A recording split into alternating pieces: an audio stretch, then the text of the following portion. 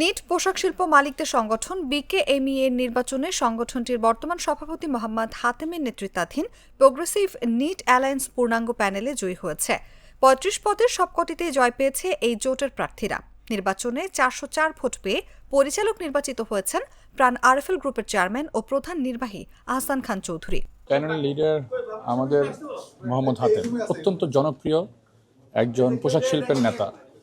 আমরা আশা করি তার নেতৃত্বে আমরা সকলে মিলে এই প্যানেলে যারা নির্বাচিত হয়েছি তারা সকলে মিলে আমরা কাজ করব এবং সকল চ্যালেঞ্জ মোকাবেলায় সমর্থন পাব। আসলে ১২ বছর পরে একটি প্রতিদ্বন্দ্বিতামূলক নির্বাচন অনুষ্ঠিত হয়েছে।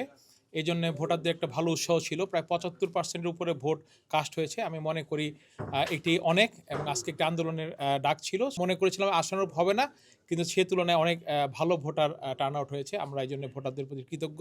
বেশিরভাগ আমরা নির্বাচিত হয়েছি নতুন পুরানো মিশ্রণে একটি প্যানেল। শনিবার রাজধানীর বাংলা মোটর ও নারায়ণগঞ্জের চাষারায় বিকেএমই এর নিজস্ব কার্যালয়ের দুটি কেন্দ্রে ভোট গ্রহণ হয়। প্রায় এক যুগ পর বেশ উৎসব মুখর পরিবেশে অনুষ্ঠিত হয়েছে বিকেএমই এর ২০২৫-২৭ মেয়াদে নির্বাচন। আমরা ভাবি নাই যে এত ভোট কাস্টেড হবে। তো আমরা যেহেতু অটোমেশনের সুযোগ দিয়েছি, নারায়ণগঞ্জে এবং ঢাকায় একসাথে কাউন্ট করেছি এবং এটা ডিসপ্লেতে আসছে, আপনারা দেখেছেন। মোহাম্মদ হাতেমের প্যানেল নিরঙ্কুশ ৩৫টা সিটে ৬৫টা সিটে জয়লাভ করেছে। লিলি হালাল বিউটি সোপ, বিএসটিআই কর্তৃক সনদপ্রাপ্ত দেশের প্রথম হালাল বিউটি সোপ, দীপ্তিময় উজ্জ্বল ত্বকের জন্য।